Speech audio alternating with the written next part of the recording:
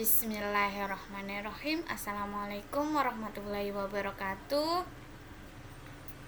Ketemu lagi di pelajaran fisika. Kita sudah melakukan ulangan harian yang pertama. Kita akan lanjut ke bab berikutnya, yaitu vektor.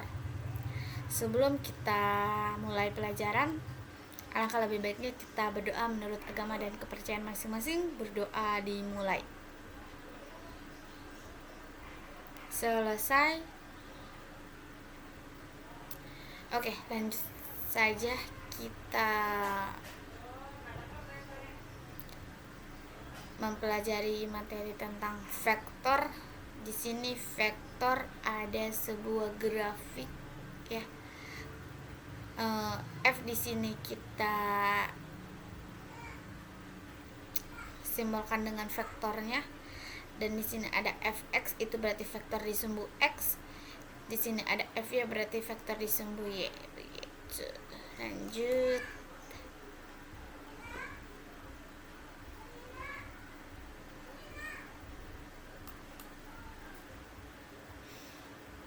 Oke.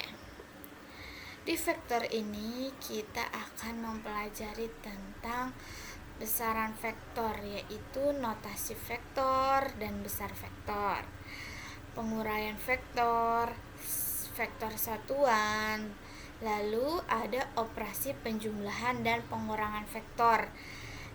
Ada yang secara geometris dengan cara poligon dan jajar genjang, atau secara analisis pengurangan vektor menentukan nilai dan arah resultan. Jadi di operasi ini ada penjumlahan dan pengurangan secara geometris dan secara analisis. Gitu. Mari kita lanjut. Di sini ada besaran vektor. Pertama, notasi vektor dan besar vektor memberi tanda panah di atas huruf yang menyatakan vektor. Contohnya di sini A vektor, A besar vektor, ada tanda panah di atas hurufnya. Atau OA vektor, mencetak tebal huruf yang menyatakan vektor. Atau A kecil dicetak tebal, A besar dicetak tebal, atau OA. Jadi di sini ada dua, memberi tanda panah di atas huruf atau mencetak tebal. Tapi biasa kita gunakan yaitu memberi tanda panah di atas huruf ya. Nih di sini kita lihat ada gambar.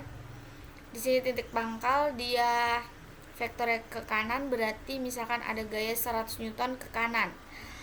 Terus di sini ada ke kiri, ada gaya 200 Newton ke kiri. Dan di sini ada ke kanan 300 Newton. Gitu. Penguraian vektor. Setiap vektor dapat diuraikan menjadi dua atau lebih komponen vektor. Jadi dari gambar yang pertama tadi tuh kan dia menggunakan F, kalau ini V. Nah, di sini yang saya bilang vektor X atau vektor Y itu kita bisa uraikan dengan pada sumbu X dan sumbu Y. Biasa saya menggunakan yang ini, nanti tinggal diuraikan menjadi ini.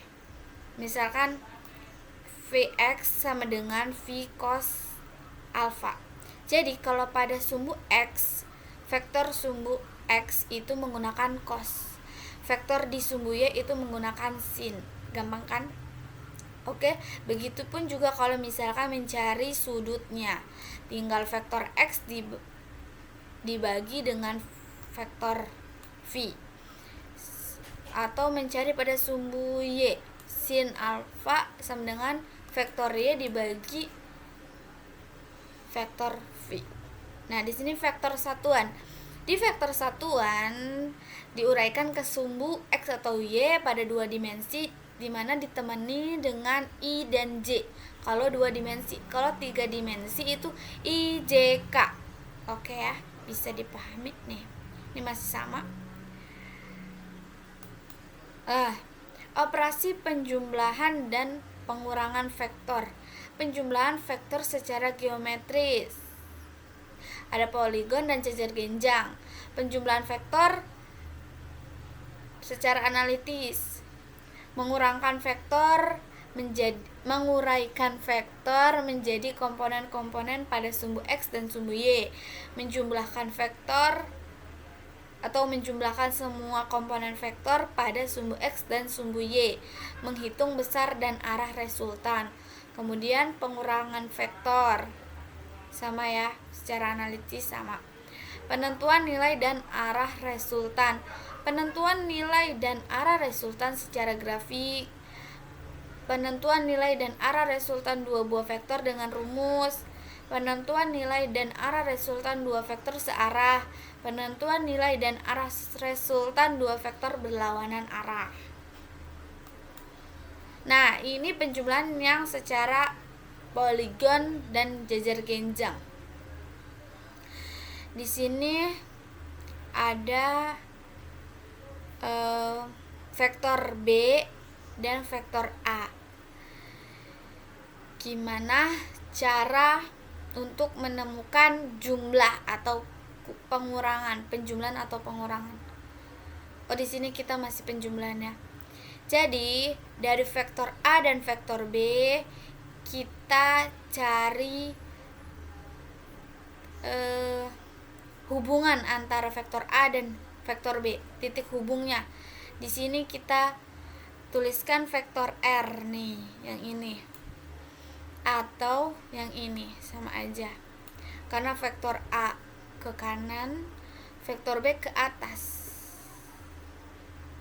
Nah, jadi jumlahnya itu adalah vektor R, hubungan atau titik hubung antara B dan A, gitu.